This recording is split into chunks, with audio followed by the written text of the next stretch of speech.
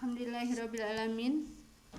Salatu wassalamu ala asrafil anbiya wal mursalin Sayyidina Muhammadin wa ala alihi wa sahbihi ajma'in. Alhamdulillahirrabbilalamin. Hari ini kita kembali di pertemuan kita. Kita akan melanjutkan diskusi di mata kuliah kita pengantar ekonomi dan lembaga keuangan. Ya, sebelumnya saudara ada yang belum bergabung ya.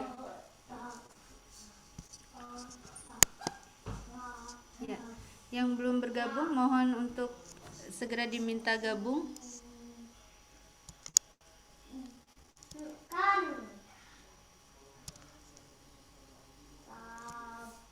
Sebentar ya, saya amankan anak saya dulu, ini ribut ya di belakang.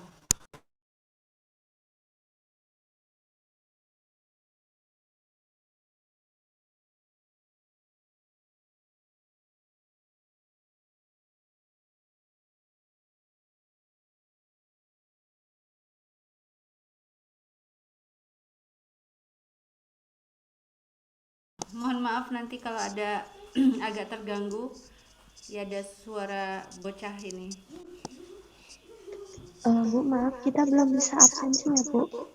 Belum bisa absensi di mana? Di My Class? My Class, iya.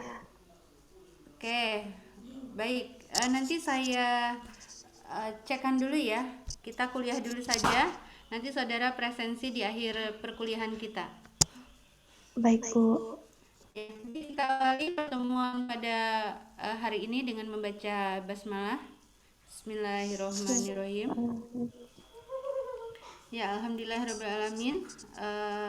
Ya, dalam segala keterbatasan ya, mudah-mudahan saudara semuanya dalam keadaan sehat walafiat semua dan bisa mengikuti perkuliahan ini dengan baik walaupun kita belum bisa untuk bertatap muka secara offline.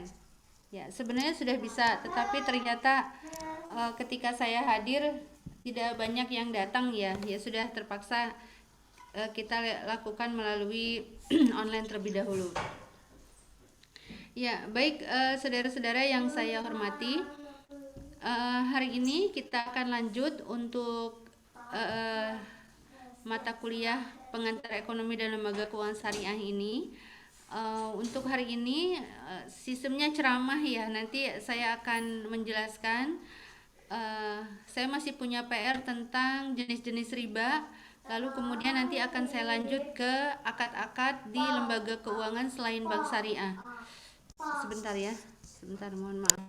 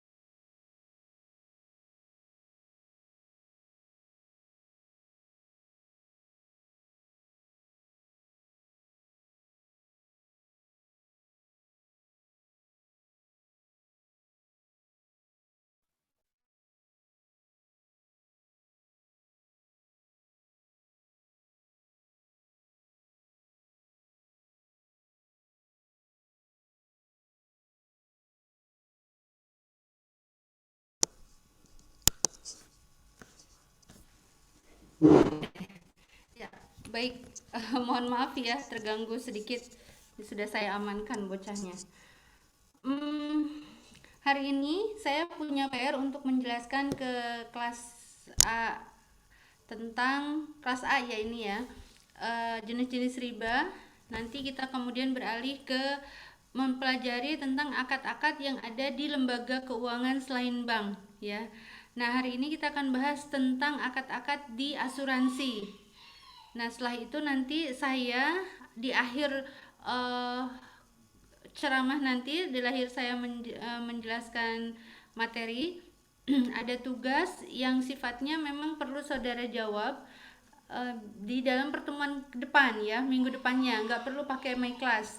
Nanti dijawab di pertemuan ke depan tentang eh, dasar-dasar kenapa asuransi itu haram gitu ya, diharamkannya asuransi. Lalu kemudian solusinya bagaimana ketika asuransi konvensional ini diharamkan. Jadi solusinya untuk menjalankan asuransi supaya tidak haram itu bagaimana. Nah ini nanti akan saya buka dulu untuk pengantar tentang asuransi. Baik, yang pertama saya masih melanjutkan materi yang kemarin tentang uh, transaksi atau larangan-larangan dalam transaksi di larangan-larangan bertransaksi dalam Islam ya. Dilarang karena objeknya yang mengandung haram gitu ya, karena objeknya itu bisa jadi haram karena objeknya yang diperdagangkan atau yang diperjualbelikan adalah uh, sesuatu yang diharamkan seperti maaf babi gitu ya, lalu kemudian homer, bangkai, darah, patung gitu. Nah itu diharamkan karena objeknya. Yang kedua diharamkan karena akadnya ya, diharamkan karena akadnya yang tidak sempurna ya.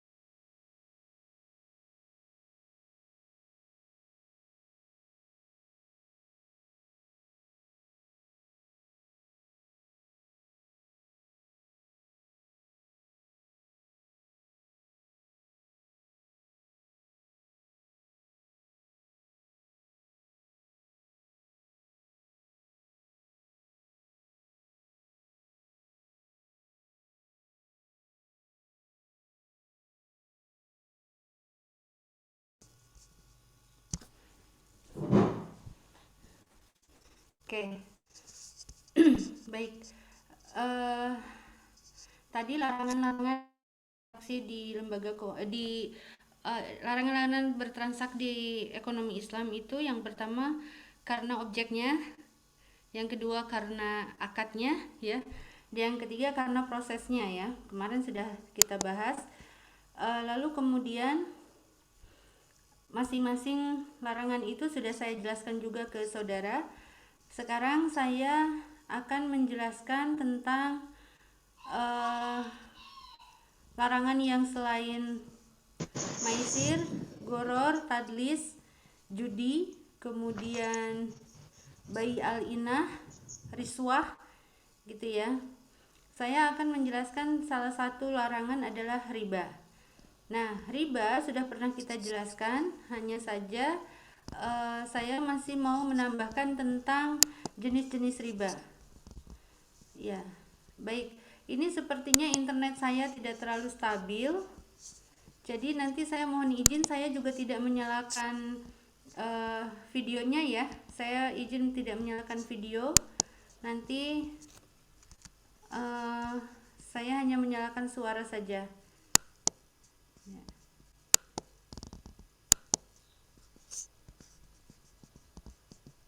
Oke, sekarang saya ulas dulu jenis-jenis riba ya. Baik, ini kemarin kita sampai di sini ya materi kita, transaksi terlarang dalam Islam. Lalu kemudian tadi ya, haram karena objek transaksinya, haram karena cara bertransaksinya, dan haram karena tidak sah atau tidak lengkap akadnya.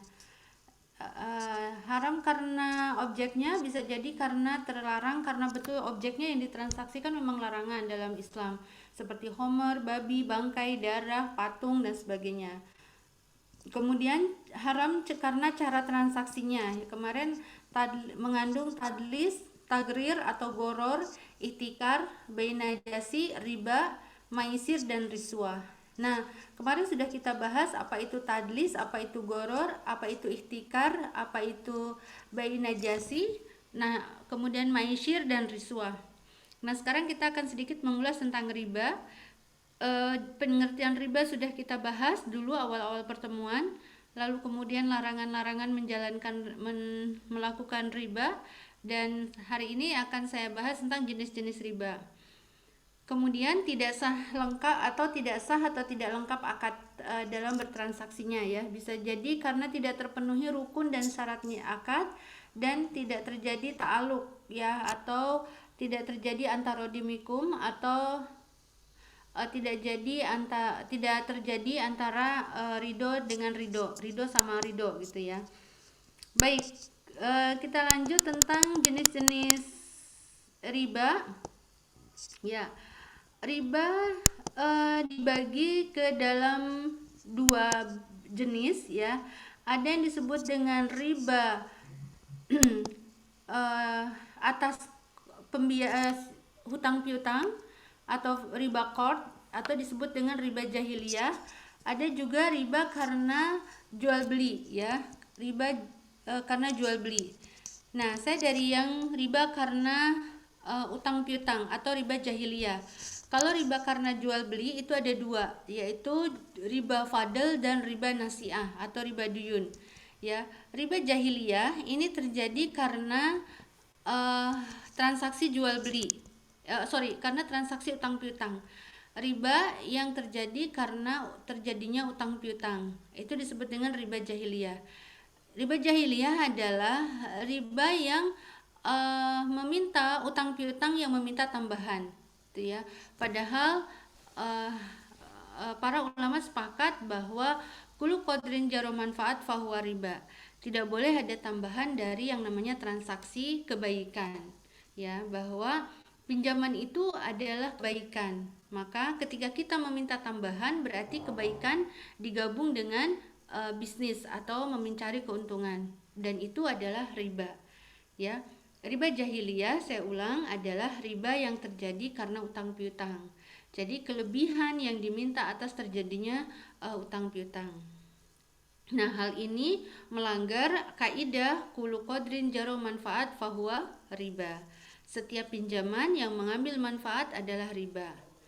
Ya, memberi pinjaman adalah transaksi kebaikan atau tabaru, sedangkan meminta kompensasi adalah transaksi bisnis atau tijaro. Ya, contohnya apa? Jika Anda meminjam uang 100.000, lalu kemudian ada diminta pengembalian, diminta tambahan menjadi 120.000, maka yang 20.000 adalah riba jahiliyah. Ya, disebut dengan riba jahiliyah, yaitu uh, tambahan atas setiap pinjaman. Baik, ini yang pertama adalah riba qard atau riba hutang piutang, disebut dengan riba jahiliyah. Yang kedua adalah riba yang terjadi karena jual beli. Ya, riba karena yang terjadi karena jual beli. Ini ada dua jenis. Yang pertama adalah riba fadl atau riba buyu, dan riba nasiah atau riba duyun. Ya, riba yang terjadi karena jual beli ada dua. Riba fadl atau riba buyu adalah riba yang timbul akibat pertukaran barang sejenis yang tidak memenuhi kriteria sama kualitasnya atau mislan bimislin, dan sama kuantitasnya sawaan bisawain, dan sama waktu penyerahannya atau yadan biyadin. Ya, dan itu termasuk dikategorikan sebagai goror, ya, seperti jual beli falas yang tidak tunai atau yang disebut dengan tidak on the spot. Ya, ini terjadi karena pertukaran atau jual beli barang yang sejenis. Jadi emas dengan emas, perak dengan perak, uang dengan uang. Nah, ini harus mislan bimislin, sama kualitasnya, sawaan bisawain, sama kuantitasnya, dan yadan biyadin, tunai atau sama waktu penyerahannya, dari tangan ke tangan. Nah, jika tidak memenuhi kriteria tiga tadi, maka mengandung dengan maka bisa dikatakan sebagai riba fadl atau riba buyu. Ya. Lalu kemudian yang berikutnya dalam kaidah jual beli ada disebut dengan riba nasiah atau riba duyun. Riba yang timbul akibat utang piutang yang tidak memenuhi kriteria untung muncul bersama resiko al-gurmu bil gurmi, dan hasil usaha muncul bersama biaya al-khoroj bidoman.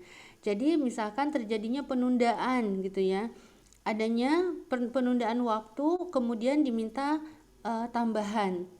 Jadi riba nasiah atau riba duyun adalah riba yang diminta karena terjadinya penundaan waktu. Ya, misalkan seharusnya Anda membayar angsuran itu tanggal 5, tapi kemudian Anda membayarnya tanggal 10. Nah, karena terjadi keterlambatan 5 hari, maka Anda dikenakan denda, anggaplah 5.000 per hari. Nah, 5.000-nya inilah yang kemudian disebut dengan riba nasiah. Tambahan yang diminta karena adanya penundaan waktu atau kemunduran pembayaran. Itu karena riba ini disebut dengan riba nasiah. Atau dengan kata lain bisa dikatakan dengan simpelnya adalah denda, ya. Denda yang diminta karena terjadinya transaksi jual beli. Itu disebut dengan riba nasiah. Kalau tambahan yang diminta karena terjadinya transaksi utang piutang disebut dengan riba jahiliyah. Kalau terjadinya pertukaran barang sejenis yang tidak memenuhi kualitas, kuantitas, dan penyerahan secara langsung disebut dengan riba fadl atau riba buyu. Gitu. Paham ya? Jadi misalkan emas 24 karat ditukar dengan emas 22 karat, jika tidak sama kualitasnya dan tidak sama kuantitasnya serta tidak dilakukan secara tunai, maka terjadi riba fadl atau riba buyu. Atau begitu juga riba nasiah. Jadi kalau hutang Anda pembelian barang, anggaplah beli motor di leasing, lalu kemudian Anda membayar angsuran tidak sesuai dengan jadwalnya. Atas kemunduran tersebut, pihak leasing meminta denda, maka denda tersebut adalah riba. Tersebut sebagai riba nasiah, ya. Kemudian jika terjadi tambahan dalam transaksi utang piutang, maka disebut dengan riba jahiliyah. Jadi riba itu dibagi ke dalam dua kategori. Ada riba utang piutang, ada riba jual beli. Riba utang piutang disebut riba jahiliyah. Riba jual beli ada dua, riba fadl atau riba buyu, dan riba nasiah atau riba duyun. Seperti itu. Baik ya, insya Allah bisa dipahami. dengan mudah. Lalu kemudian alasan pelarangan riba ini pernah saya sampaikan juga ke forum di mata kuliah lain ya. Saya rasa mungkin saya hanya sekilas aja. Riba bisa merusak masyarakat ya kan, karena memang perilaku riba di masyarakat itu sudah sangat merajalela ya. Dikiranya riba itu menambah harta mereka, tetapi Allah akan memusnahkan riba gitu. Riba berimplikasi pada perilaku yang tidak sesuai dari menjadi hak milik orang lain ya, seolah-olah kita merampas harta orang lain. Kemudian dampak riba dari di akhir pertumbuhan ekonominya menjadi negatif gitu ya. Riba merendahkan dan menurunkan kepribadian manusia. Jadi mudah bersikap bohong, kemudian riba itu membuat orang dimiskinkan tuh. Tidak adanya keadilan dalam transaksi riba. Ya, baik, ini bisa saudara pelajari nanti di slide yang akan saya sharekan di my class. Insya Allah hari ini saya sharekan. Jadi bisa saudara pelajari dan saudara download ya. Oke. Untuk yang berikutnya saya akan masuk ke submateri yang lain. Kalau yang ini bisa saudara pelajari sendiri ya untuk pengertian lebih detail. Oke ya, ini udah kita bahas ya. Sekarang karena ini di mata kuliah pengantar ekonomi dan lembaga keuangan, saya akan melanjutkan tentang akad-akad di bank, akad-akad di lembaga keuangan non bank gitu ya, akad-akad di lembaga keuangan lainnya. Jadi ada lembaga keuangan bank dan ada lembaga keuangan non bank. Nah, sekarang lembaga keuangan non bank itu apa saja, Bu? Dulu pernah kita bahas ya, pernah kita diskusikan. Ada leasing, ada asuransi, ada pegadaian, ada modal ventura, lalu kemudian ada bursa efek atau saham gitu ya. Kemudian ada money changer gitu, lembaga keuangan lainnya ya, bisa ada money changer, lalu kemudian ada modal ventura udah ya, lalu bursa efek atau BEJ, bursa efek Jakarta ya, dan lain-lain ya. Yang paling utama nanti akan kita bahas tentang asuransi, leasing, kemudian pegadaian. Ini yang akan sering kita temuin di dalam kehidupan kita sehari-hari. Nah, bagaimana pengertian dari tiga lembaga itu akan kita bahas, kemudian cara kerjanya, lalu kemudian kita akan membahas dari sisi kajian kesariahannya ya. Kajian kita akan mencoba untuk mempelajari kajian kesariahan dari asuransi, leasing dan pegadaian. Ini yang sepertinya sangat familiar ya, sangat sering kita lakukan atau kita temuin di dalam aktivitas kita bermuamalah. Baik, hari ini saya akan mencoba untuk ini dulu ya, saya akan coba untuk nge-share dulu tentang asuransi ya. Kita akan bahas tentang asuransi. Kemarin sedikit sudah saya sampaikan tentang asuransi, tetapi secara akadnya belum kita bahas ya. Nah, silakan saudara perhatikan slide-nya. Saya akan membacakan tentang asuransi atau insurance ya.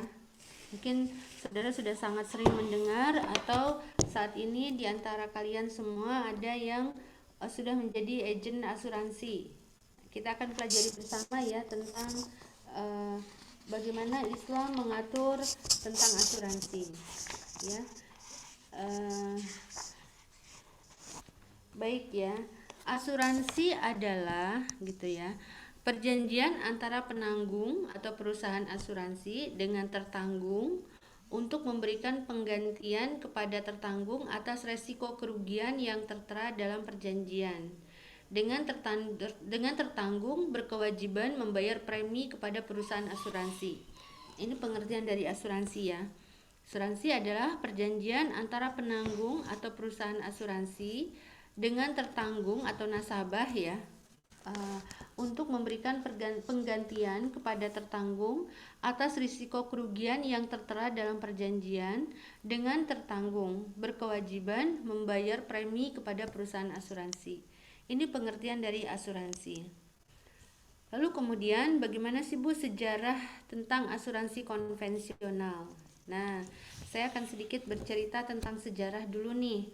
Sejarah tentang asuransi konvensional. Karena yang lahir pertama kali asuransi itu adalah asuransi konvensional, ya. Baru kemudian ada era baru dengan asuransi syariah. Mari kita pelajari dulu tentang asuransi konvensional. Asuransi modern atau asuransi konvensional muncul pertama kali di Italia pada abad ke-14 Masehi, yaitu asuransi laut, ya. Para pedagang membawa dagangan mereka dengan jasa kapal laut. Nah, saat itu para pedagang menganggap bahwa, bukan menganggap ya, di waktu itu gitu ya, kapal laut merupakan sarana transportasi dengan resiko tinggi. Ya, maka muncullah polis asuransi, di mana para pedagang membayar sejumlah uang kepada suatu pihak, dan bila terjadi kerusakan atau barang hilang selama dalam perjalanan, maka pihak tersebut mengganti seluruh kerugian. Jadi sudah ada pihak lain ya, ada pihak perusahaan lain atau pihak tertentu yang kemudian bertindak sebagai perusahaan asuransi. Ya. Nah, karena pola seperti ini dianggap menguntungkan kedua belah pihak, maka orang-orang melakukan perjanjian asuransi secara luas. Gitu. Ya. Jadi asuransi muncul pertama kali di Italia pada abad ke-14 Masehi, yaitu disebut dengan asuransi laut, ya. Nah, asuransi laut. Jadi para pedagang membawa dagangan mereka dengan jasa kapal laut. Nah, karena kemudian muncul resiko hilang, kemudian rusak dan sebagainya, maka mereka sepakat, para pedagang sepakat untuk menunjuk salah satu lembaga sebagai pengelola asuransi, dan mereka membayar polis waktu itu. Nah, ketika terjadi resiko, maka lembaga itulah yang mengganti atas kerugian yang diterima oleh para pedagang. Nah, ini muncul pada abad ke-14 Masehi. Nah, kemudian di Italia itu terus berkembang karena dianggap bahwa itu sangat menguntungkan kedua belah pihak. Menguntungkan si pedagang dan juga menguntungkan pihak asuransi dan nelayan, ya, nelayan sebagai atau si pemilik kapal ya, sebagai armada yang digunakan untuk mengangkut barang-barang dagangan tersebut. Jadi tiga pihak itu merasa diuntungkan, sehingga kemudian asuransi konsep seperti ini berkembang luas, dan mereka sepakat untuk melakukan asuransi di bidang yang lainnya. Oke. Lalu sejarah yang kedua, setelah terjadi kebakaran hebat di kota London yang menghanguskan hampir 3.000 rumah dan 100 gereja pada tahun 1666 Masehi, muncul di Inggris asuransi kebakaran. Jadi sejarah yang kedua muncul asuransi itu di Inggris, ya, karena terjadinya kebakaran yang sangat hebat. Itu terjadi pada abad ke-18. Asuransi kemudian pada tahun 1666. Jadi sejarah yang kedua adalah kemudian di London, ya, di London, ya, atau di Inggris. Nah, karena terjadi kebakaran, maka muncullah yang disebut dengan asuransi kebakaran. Ya. Lalu berikutnya, pada abad ke-18, asuransi kebakaran muncul di Amerika, Jerman, dan Prancis. Ya, karena terjadi musibah kebakaran, maka mereka membuatlah yang disebut dengan asuransi kebakaran. Kemudian pada abad ke-19, asuransi mulai masuk ke negara Islam. Nah, disinilah kemudian mulai ada kritikan-kritikan terhadap asuransi yang selama ini sudah berjalan, ya. Ada kritikan-kritikan yang muncul akibat dari kegiatan asuransi ini sudah masuk ke negara Islam. Oke ya. Jadi sama seperti sejarah bank syariah gitu. Nah, ini asuransi juga sama. Awal pertama muncul adalah bank asuransi konven yang lahir di negara-negara non-muslim. Ya, kemudian ketika masuk ke negara Islam, karena banyak cendekiawan muslim lalu mempelajari, kemudian eh, menganalisa bagaimana kaidah Islam mempelajari mensikapi tentang asuransi. Maka barulah kemudian banyak diskusi-diskusi tentang halal haramnya asuransi. Oke, baik ya sampai sini. Kemudian lanjutnya hukum asuransi.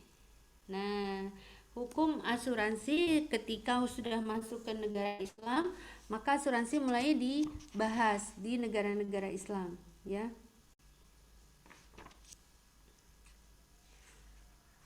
Oke, hukum asuransi. Yang pertama, asuransi sejak munculnya telah diharamkan oleh para ulama baik perorangan maupun organisasi. Ya, pada mulanya telah diharamkan oleh para ulama baik perorangan maupun organisasi. Kemudian di mana letak apa istilahnya larangannya gitu ya. Pada tahun 1978 dalam Muktamar Al-Majma' Al-Fiqhi ya Al-Islami di Mekah telah diputuskan bahwa asuransi dengan segala jenisnya adalah haram. Bunyi keputusan tersebut setelah melakukan kajian yang mendalam dan mendiskusikan, maka Majelis Al-Majma memutuskan berdasarkan suara terbanyak para asuransi konvensional bahwa asuransi konvensional dengan segala bentuknya, baik itu asuransi jiwa, asuransi niaga dan lainnya adalah haram. Ya.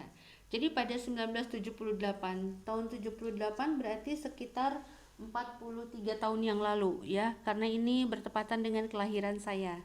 Saya lahir tahun 78. Nah, di tahun 78 itu dibahas di Mekah gitu ya, bahwa asuransi konvensional yang merambak selama ini itu diputuskan haram, berapapun jenisnya gitu ya, baik itu asuransi jiwa, asuransi niaga dan lainnya dikatakan sebagai haram, asuransi yang haram, bahwa asuransi itu adalah haram gitu. Lalu kemudian pada tahun 1985 para ulama Islam sedunia yang berada di bawah OKI, Organisasi Konferensi Islam, dalam konferensi yang kedua di Jeddah sepakat mengeluarkan keputusan nomor 9 tahun 1985 yang berbunyi transaksi asuransi dengan premi tertentu yang diselenggarakan oleh perusahaan asuransi merupakan transaksi dengan tingkat goror atau spekulasi yang tinggi. Ya, hal ini membuat hukum asuransi batal menurut syariat. Oleh karena itu, transaksi ini diharamkan Islam. Jadi, pada konferensi OKI tahun 1985, para ulama mengkaji tentang bagaimana sih pola transaksi asuransi. Lalu mereka memutuskan bahwa akad dan transaksi asuransi itu mengandung goror. Goror itu spekulasi atau ketidakjelasan ya, terjadinya ketidakjelasan atau spekulasi, sehingga mereka memfatwakan bahwa asuransi apapun namanya ataupun asuransi apapun jenisnya itu adalah haram gitu ya. Jadi fatwa ulama melalui OKI sudah memfatwakan bahwa asuransi itu haram di tahun 1985.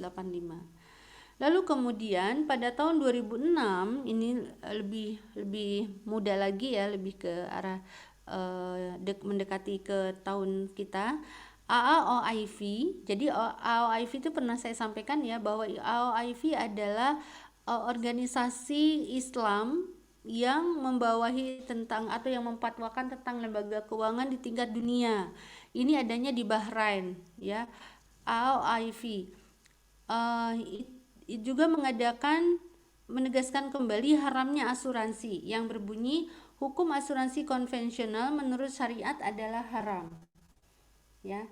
Jadi ini AOIV dalam memberikan fatwa itu asuransi konvensional adalah haram. Tuh, ya.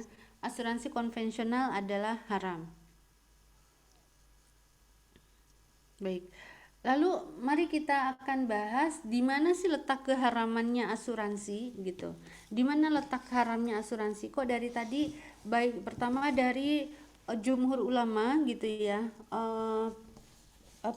Sebagian besar pendapat ulama mengatakan sejak munculnya itu mengatakan bahwa asuransi itu haram. Kemudian yang kedua melalui konferensi OKI di Jeddah mengatakan asuransi segala jenis asuransi juga haram, dan AOIV di Bahrain tahun 2006 juga menegaskan bahwa hukum asuransi konvensional adalah haram. Nah, sebenarnya keharaman asuransi itu adanya di mana? Saya ingin diskusi dengan saudara supaya saya tidak merasa sendiri. Dalil-dalil atau dasar-dasar asuransi konvensional itu dikatakan sebagai haram. Letak keharaman asuransinya di mana? Saya tutup dulu slide-nya. Saya bisa berdiskusi dengan saudara semua. Silahkan bisa berpartisipasi untuk menjelaskan dalil-dalil atau letak keharaman asuransi supaya semua paham ya di mana apa yang sedang kita bicarakan hari ini. Baik, silahkan ada yang mau berpartisipasi dalil-dalil atau letak keharaman asuransi.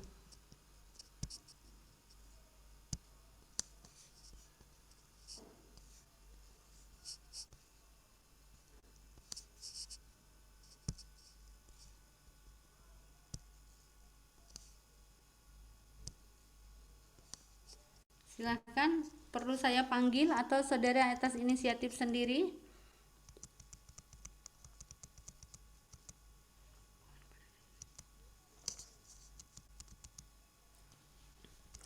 Ada yang mau berinisiatif sendiri atau perlu saya panggil? Ini lumayan pesertanya lengkap. Letak keharaman asuransi ya.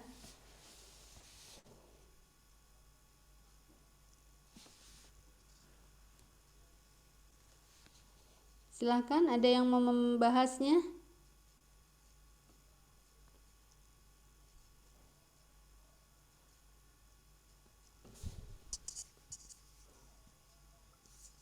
Ingin menjawab, Bu. Boleh, atas nama siapa Mas? Ricky. Riki, silahkan Mas Riki. Misalnya gini, Bu. Ada orang yang pertama kali bayar hanya sekali gitu. Tapi ketika biaya pengobatannya senilai atau yang ditanggung oleh asuransi, misal penyakit atau yang kritis gitu. Mungkin itu bisa sekian apa Rika. Gimana Mas? Terputus-putus Mas, mohon maaf. Diulang ya, Bu? Iya, poinnya aja. Enggak banyak. Kan orang ya, Bu, ada orang yang baru pertama kali gitu bayar.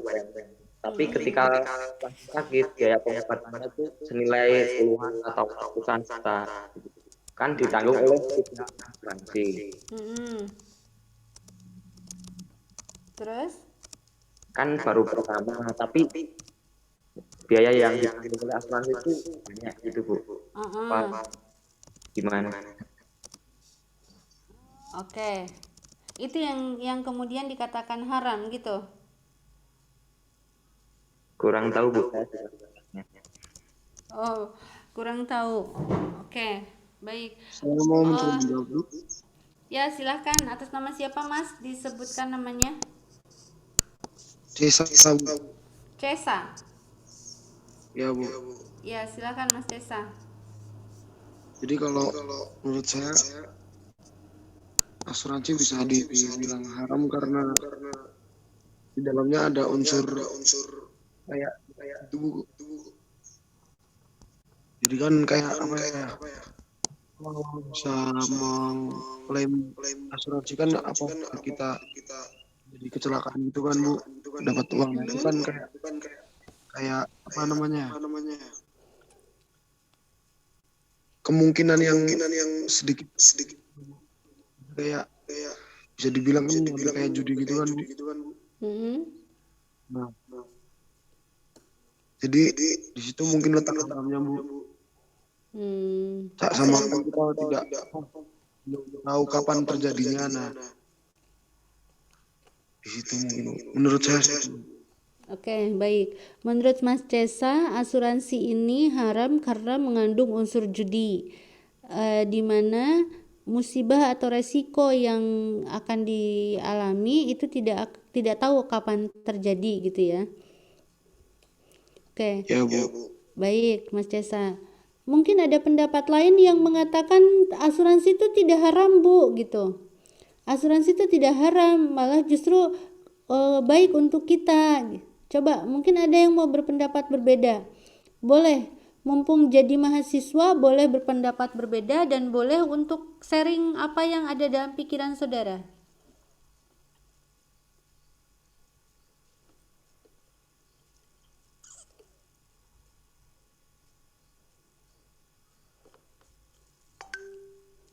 Silahkan.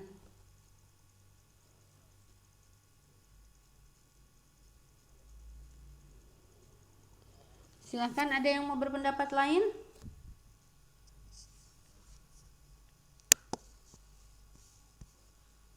Boleh, mana yang perempuan, ibu-ibu?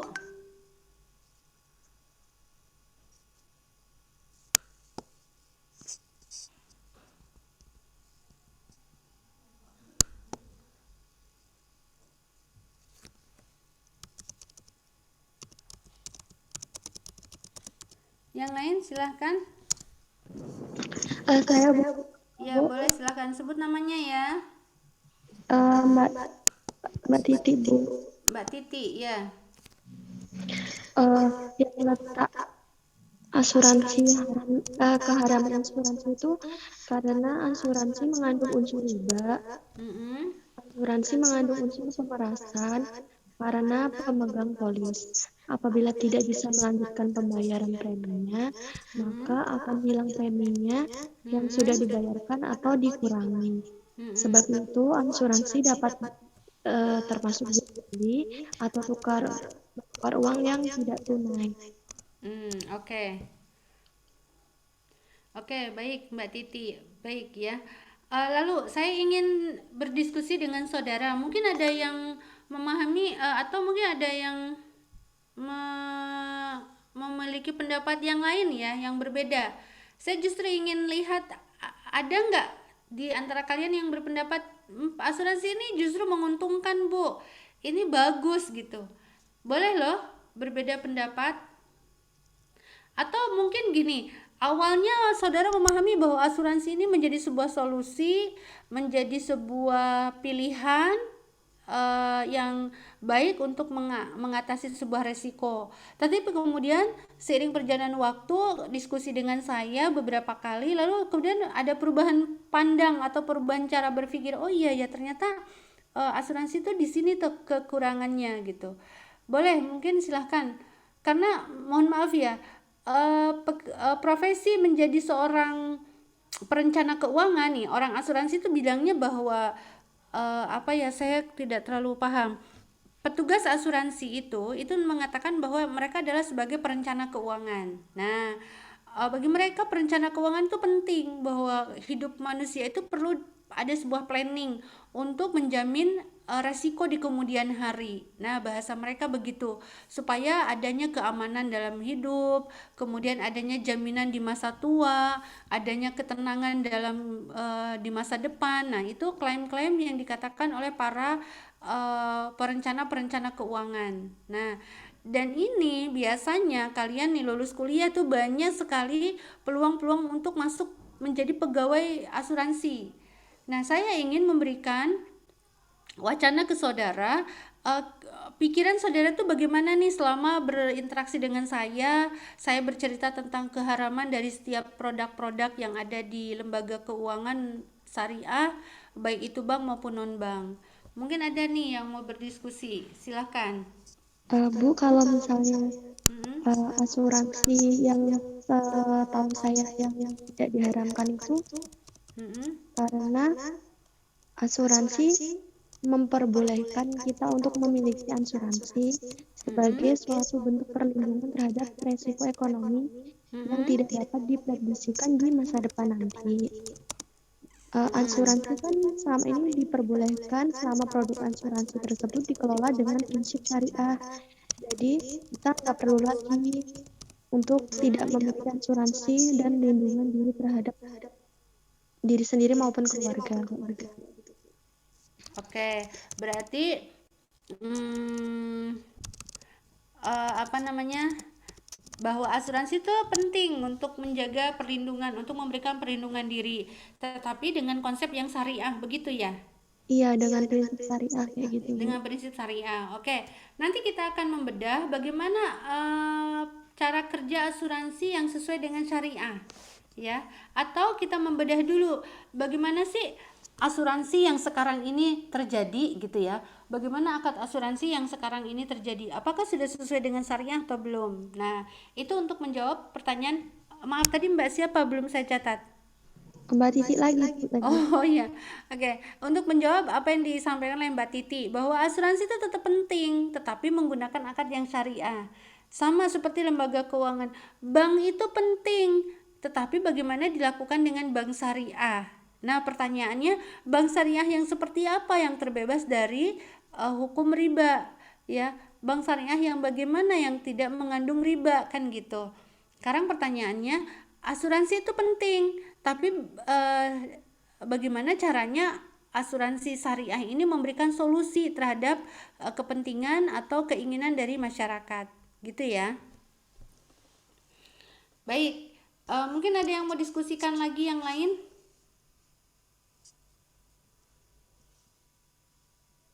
Yang lain ada yang mau diskusi lagi? Saya mau dengar suaranya dong yang lain.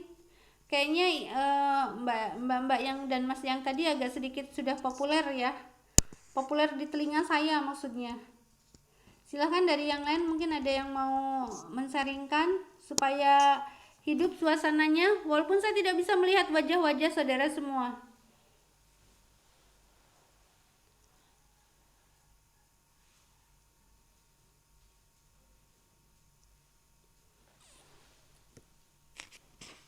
Ada yang mau diskusikan? Ini kalau nggak ada yang diskusi di forum ini, saya akan jadikan tugas yang itu harus saudara upload di My Class. Mau pilih mana? Mau pilih dijelasin di forum atau mau saya kasih tugas lalu kemudian saudara ketik, saudara upload di My Class. Yuk.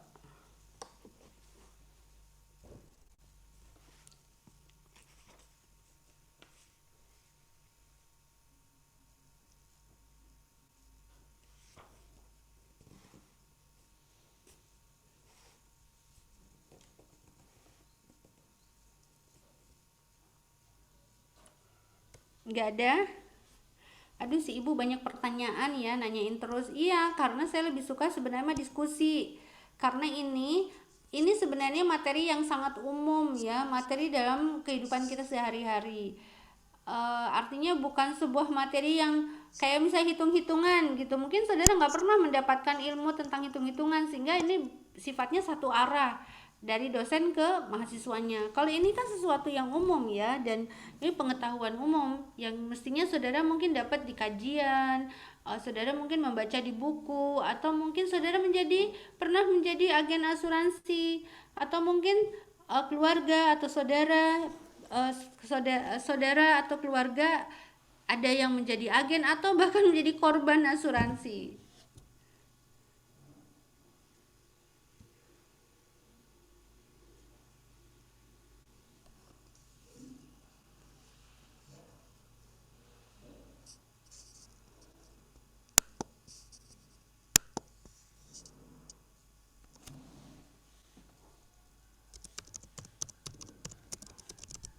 Ya.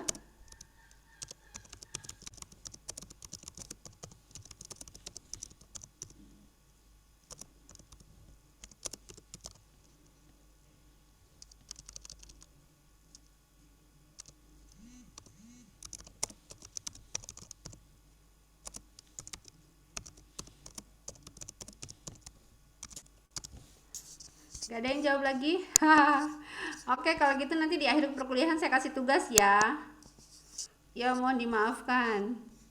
Oke, saya lanjut ya. Saya lanjut. Share lagi materinya.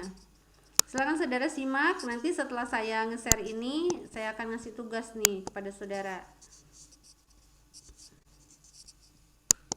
Ya, tentang dalil-dalil asuransi itu haram. Mana sih mengatakan, kenapa kok berani banget mengatakan asuransi itu haram ya? Asuransi haram berdasarkan akadnya. Yang pertama adalah polis asuransi termasuk dalam akad tukar menukar uang dengan uang ya. Tukar menukar uang dengan uang disebut dengan SORF ya. Jadi polis yang diberikan adalah uang ya kan, lalu mendapatkan dalam bentuk polis. Polis itu seperti statement atau akad ya. Apa ya istilahnya, statement atau akad lah yang mengatakan Anda memiliki uang senilai polis yang diberikan. Nah, akad asuransi ini mengandung goror atau ketidakjelasan yang sangat tinggi. Kenapa? Karena pihak tertanggung pada saat melakukan akad tidak tahu berapa jumlah uang atau premi yang harus ia bayar. Jadi dia hanya menyebutkan nanti selama 10 tahun 300.000 per bulan. Oke, ya. Karena jika terjadi kerugian yang dipertanggungkan setelah pembayaran premi pertama, maka akan langsung berakhir dan tidak tertanggung memperoleh ganti rugi. Jadi yang pertama akad asuransi adalah termasuk akad SORF, tukar menukar uang, ya, tukar menukar uang. Nah, dalam akad tukar menukar uang ini mengandung goror atau ketidakjelasan. Di mana ketidakjelasannya? Karena si pemilik polis atau tertanggung pada saat melakukan akad tidak tahu nih berapa jumlah uang atau premi yang harus ia bayar. Ya, yang harus ia bayar kepada jika terjadi kerugian, dan dia tidak tahu berapa yang akan dia terima pada saat dia mengalami kerugian. Ya. Dan jika tidak terjadi kerugian, maka pihak tertanggung terus membayar premi hingga waktu yang telah disepakati. Jadi Anda biasanya diminta bayar premi selama 10 tahun. Tidak ada kejadian apapun, ya sudah bayar terus gitu ya. Nah, biasanya ini menanggung kerugian jika misalkan meninggal atau kebakaran. Jika tidak terjadi kebakaran atau jika tidak meninggal atau tidak kecelakaan atau tidak kehilangan, ya udah asuransinya menjadi hilang, premi asuransinya. Gitu ya. Hilang, premi asuransinya hilang. Jadi jika tidak terjadi resiko, uang yang dikembalikan itu hilang. Sementara Anda harus membayar sejumlah uang yang disepakati di awal. Dari awal Anda harus sudah membayarnya. Sementara setelah itu ketika tidak terjadi resiko, premi yang sudah saudara bayarkan itu hilang, entah kemana, menjadi milik si perusahaan asuransi. Gitu. Nah, jadi asuransi mengandung goror atau ketidakjelasan karena dia adanya SORF, tukar menukar uang yang mendapatkan penukarannya, hasil penukarannya itu ketidakpastian, ya entah kapan dan berapa jumlahnya. Kemudian larangan ini dalam sebuah hadis diriwayatkan oleh Abu Hurairah bahwa Nabi melarang jual beli goror. Ya, HR riwayat Muslim. Ya, Rasulullah Shallallahu Alaihi Wasallam melarang transaksi goror. Ya, kemudian pada saat akad dilakukan, pihak penanggung tidak tahu berapa jumlah uang yang akan ia berikan jika terjadi resiko yang ditanggungkan. Bisa jadi pihak penanggung memberikan seperti yang disepakati dalam polis, dan bisa jadi dia tidak memberikan apapun kepada pihak tertanggung jika resiko terjadi. Ya, padahal selama ini kita banyak nih fenomena pihak asuransi tidak mampu membayar klaim dari nasabahnya karena dana asuransinya dibawa lari oleh pimpinannya. Nah, ini banyak terjadi seperti itu.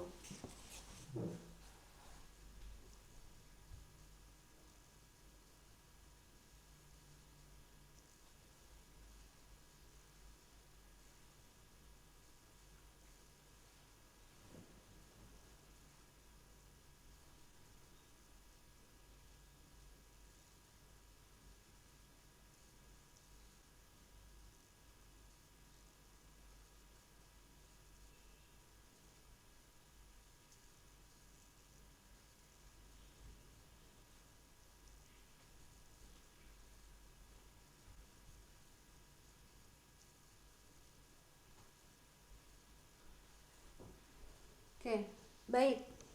Yang kedua, polis asuransi termasuk judi, ya. Di mana Bu polis asuransi termasuk judi? Karena bisa jadi pihak tertanggung baru membayar premi pertama dan terjadi kerugian yang dipertanggungkan, maka pihak tertanggung memperoleh uang dari pihak penanggung jauh lebih besar daripada yang dibayarkan. Nah, ini yang disampaikan oleh Ricky tadi ya, bahwa baru sekali bayar premi, kemudian terjadi resiko, eh, lalu kemudian dia akan mendapatkan ganti rugi lebih besar daripada premi yang dibayarkan. Nah, berarti ini bisa termasuk judi karena ada yang diuntungkan, ada yang merasa ada yang dirugikan. Ya, itu tadi yang yang disampaikan oleh Mas Riki ya. Nah, dan jika premi dibayarkan sampai waktu yang telah ditetapkan dalam perjanjian dan tidak terjadi kerugian, maka pihak tertanggung merugi dan pihak penanggung beruntung. Begitu sebaliknya, jika yang dibayarkan itu sampai batas waktu yang ditentukan, misalkan 10 tahun, tapi ketika sudah 10 tahun resiko tidak ada, maka yang dirugikan berarti siapa? Berarti nasabahnya atau tertanggungnya. Yang diuntungkan adalah perusahaan pemilik asuransi. Nah, jadi dengan seperti itu kemarin sudah kita bahas, judi itu adalah tindakan atau transaksi yang salah satu salah satu diuntungkan dan salah satu dirugikan. Jadi kedua belah pihak tidak ada yang bertemunya dua belah pihak atau dua orang atau lebih, di antara mereka ada yang dirugikan dan ada yang diuntungkan. Itu disebut dengan judi. Nah, di dalam asuransi ini ada unsur judinya. Karena apa? Karena ada yang merasa dirugikan dan ada yang diuntungkan. Tadi ya, jika polis baru pertama kali dibayar, maka yang diuntungkan ya si pemilik, si tertanggung. Tapi jika sudah sampai batas waktu pembayaran tidak terjadi resiko, maka yang diuntungkan adalah perusahaan asuransi. Oke, ya. Jadi ada salah satu pihak yang dirugikan.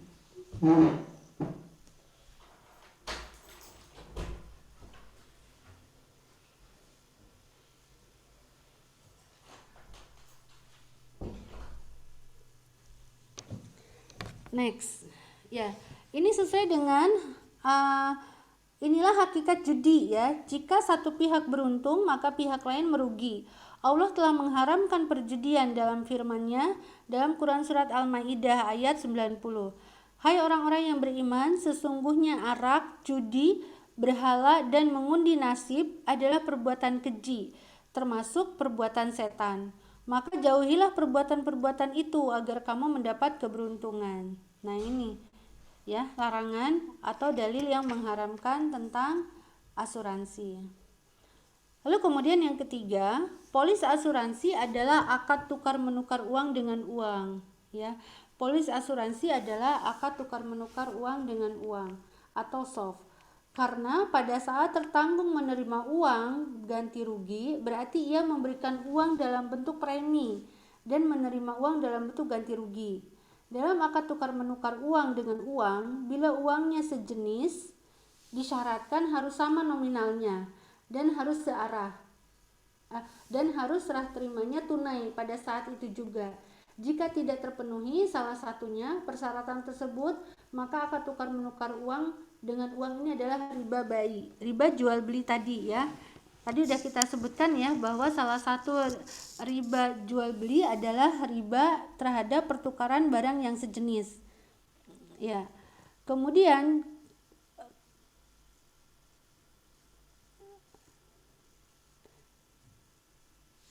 ya, karena terjadi pertukaran uang dengan uang yang tertunda, maka akad asuransi ini termasuk ke dalam akad riba, ya, riba terhadap riba jual beli. Oke, ya, ini yang terakhir, akad asuransi termasuk adalah riba bayi. Tadi riba yang terjadi karena pertukaran barang sejenis yang tidak mislan bimislin, sawaan bisawain, dan yadan biyadin, itu termasuk riba apa namanya? Halo? Riba apa namanya?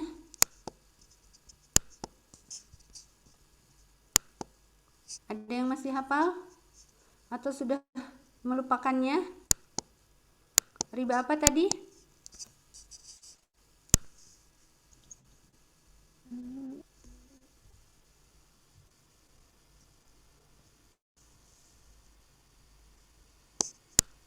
Riba riba fadl. Ya, oke ya. Jadi asuransi mengandung goror, judi, dan riba. Ribanya riba fadl, judi karena ada yang diuntungkan dan ada yang dirugikan. Kemudian ada yang mengandung goror karena ketidakjelasan. Maksud ya, haramnya asuransi karena mengandung goror, judi, dan riba. Ribanya riba fadl. Judi karena ada yang diuntungkan, ada yang dirugikan. Goror karena spekulasi, mengandung ketidakjelasan. Kapan premi itu akan dibayarkan, kapan resiko itu akan terjadi. Oke. Paham ya? Nah, karena saya tidak mendapat respon yang cukup meriah ketika saya ngisi kuliah, kayaknya saya perlu ngasih tugas deh supaya saudara bisa bisa paham dan bisa belajar, tidak satu arah. Nanti dengan tugas ini akan saya kasih poin nilai sehingga saudara bisa menambah nilai. Saya kasih tugas, saya buat dulu di slide-nya ya supaya ada yang bisa saya share. Nanti akan saya share di my class untuk saudara jawab. Batasannya maunya kapan nih kira-kira?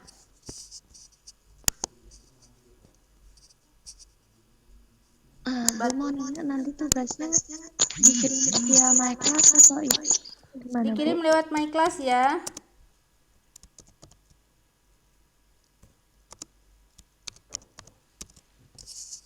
Tugas mata kuliah, tugas PLKS, pertemuan keberapa kita? 10 ya? Iya, Bu.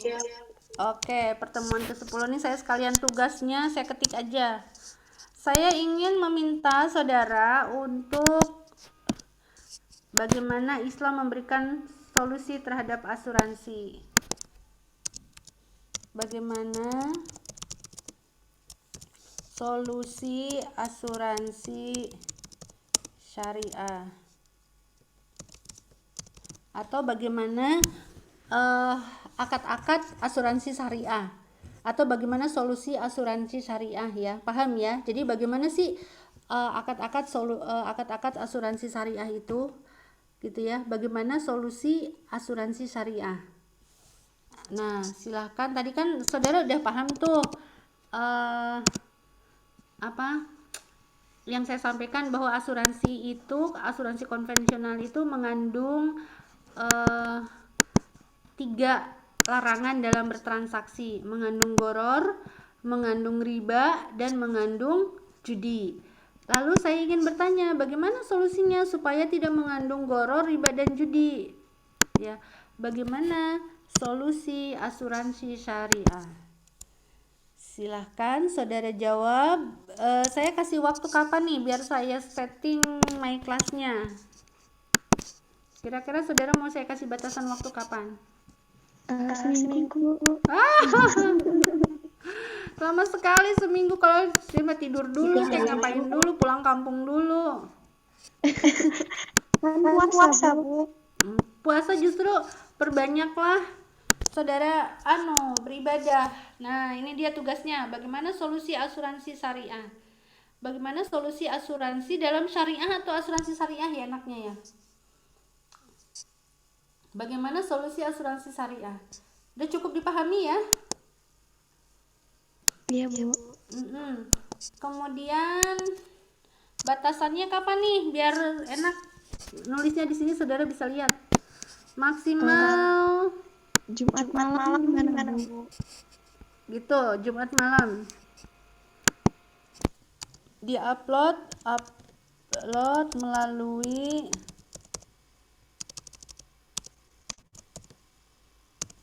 my class maksimal Jumat tanggal berapa?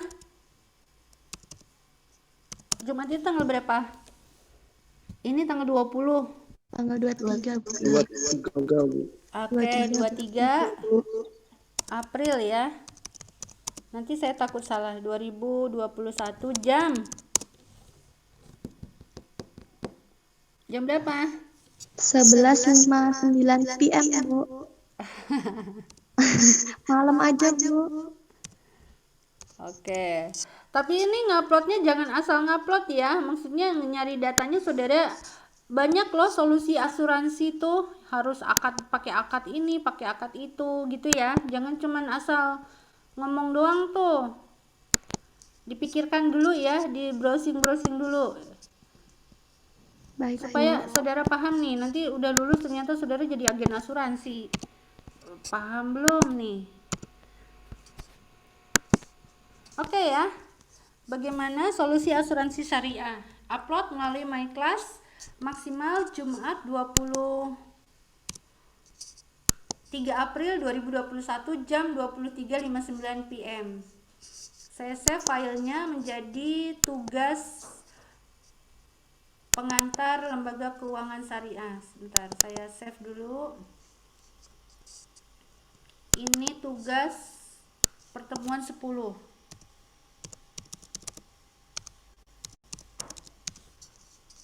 Ya, baik. Insya Allah nanti siang saya upload tugasnya biar saudara bisa download bisa saudara lihat di My Class ya. Saya mau prepare untuk berangkat kantor dulu. Saya rasa sudah cukup. Saudara sudah bisa presensi di My Class? Belum bisa, Bu. Belum, Bu. Oh, Masya Allah ya. Belum bisa. Kok Belum. selalu berkendala, kenapa ya? Oke, berarti saya harus ngabisin manual nih. Nanti kalau udah bisa, saudara ngabisin lagi ya. Soalnya Baik. kadang saya lupa ya kalau untuk ngabisin ini kelas A. Oke, PLKS. Pertemuan ke 10. Oke, baik, saya absen dulu melalui sini.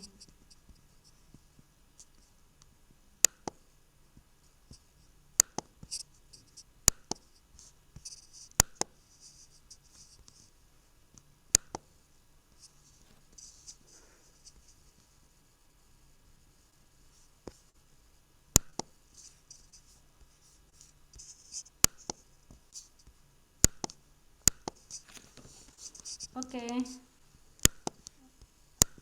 Nah, kalau mau absen saya rasa jadi pesertanya tambah banyak ya. Helda, ada nggak Helda? Helda nggak ada. Ini yang anak-anak alas atas ya. Ari nggak ada. Muhammad Raihan? Hadir, Bu. Ya, tadi saya lihat ininya. Hendria Saputra. Yang mau diabsen siap-siap mendekat ke ininya ya, speakernya ya. Di mute. Nggak ada ya. Lalu kemudian Nur Widyaningsih. Nggak ada. Rizka Amalia. Ya. Jepri. Hadir, Bu. Hertika. Nggak ada. Ida Fitri Amalia. Nggak ada. Ricky. Hadir, Bu. Ada. Faisal. Hadir, Bu. Oke, Muhammad Cesa. Hadir ya, tadi menjawab pertanyaan saya ya. Lucy Hadir, Bu. Estiana.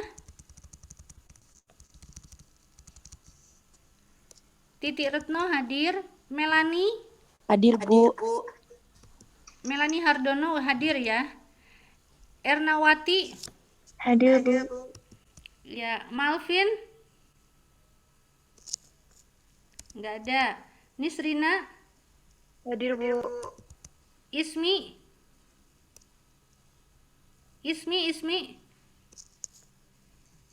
Halo Ismi. Nggak ada. Verina, Hadir, Bu. Melani, Hadir, Bu. Dani, Hadir, Bu. Alwan. Mas Alwan kemana Mas Alwan? Nggak ada.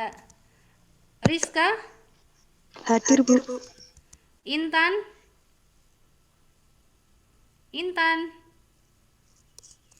nggak ada. Retno, Febri, Hadir, Bu. Linda, Hadir, Bu. Pinkan. Pinkan ada nggak? Nggak ada. Oke, baik, sudah saya absen. Nanti siang saya upload tugasnya ya. Bu, mohon maaf Bu, Eh, ya, tadi saya gimana? lagi di toilet Nurwidianingsi Bu. Siapa? Nurwidianingsi Nurwidianingsi nomor berapa Mbak? 3 Bu, absen 003. Enggak, ininya urutannya. Oh 5 Oke. Bu.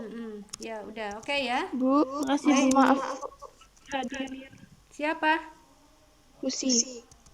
Lucy. Udah ini Lucy Estiana. Udah nih Mbak. Oke ya, saya rasa udah cukup ya. Apa Mbak?